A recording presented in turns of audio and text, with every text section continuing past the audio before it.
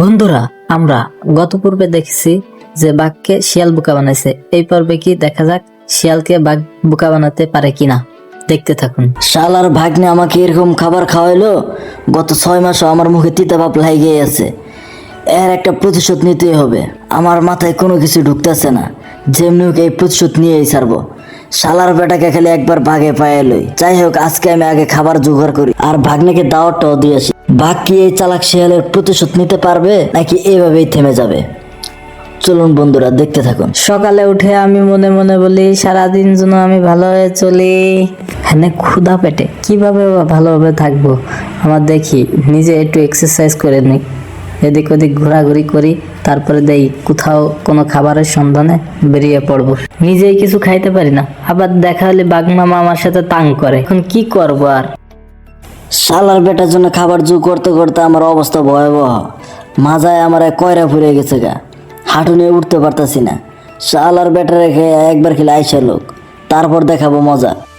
শালার বেটা শালা আমাকে খাওয়াইছিল করলার জুস, 6 মাস হয়ে গেল, এখন আমার দাঁতে লাগে আছে। আমিও রেডি করে রাখছি স্পেশাল নিম পাতার জুস। শালার বেটা শালা খেলে আসু। কি ভাগ্নে, আসার সময় তো কোনো সমস্যা হয়নি পথে ঘাটে? না না মামা, না, এর কোনো সমস্যা নেই। একেবারে বুকে সিনে টান টান করতে করতে বাঘ মামা দাওয়াতে চলে আসি। ভাগ্নে, তোমার জন্য খাবার দাবার সব রেডি করে রাখছি।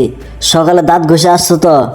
হ্যাঁ মামা, সিলেটের পাথর পোড়ায় একেবারে জাফলংয়ের পানি দিয়ে আমি পরিষ্কার পানি দিয়ে কুলি করে আসি। তাহলে আগে যাও মামা, আগে টাটকা ফলটা খেয়ে নাও। আর একটু সাবধানে খাস ভাগ্নে, আবার ব্যথা ট্যাথা পাসনি যেন। শালার মা মামার জন্য রাখছে একেবারে গাছের তরতাজা ফল, এত উপরে তো আমি নাগল পাবো না। যাই হোক, এইখানে কিছু কথা দিয়ে কাটাতে হবে। মামা, আঙ্গুর তো টক। ভাগ্নে আজকে আচ্ছা শিক্ষা পাইছে।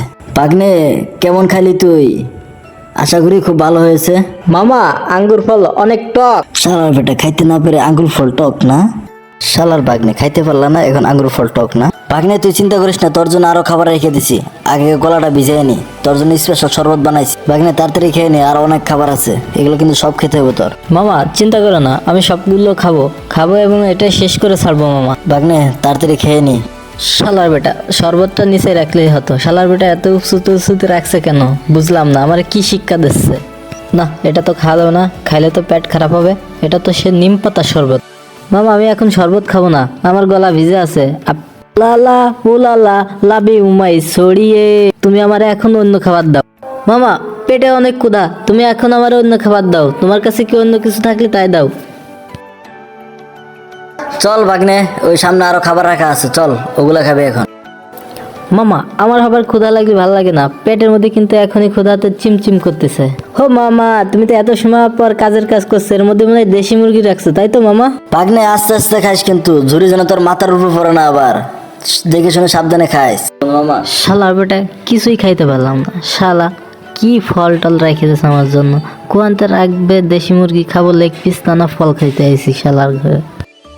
মামা, খাবারটা অনেক সুন্দর হয়েছে মামা, তুমি যা খাইছো মামা আমি আর 1 বছরের মধ্যে বলবো না মামা। যা ভাগ্নে, তাহলে এখন রেস্ট টেস্ট কর ভাগ্নে, অনেক খাবারই তো খাইলি।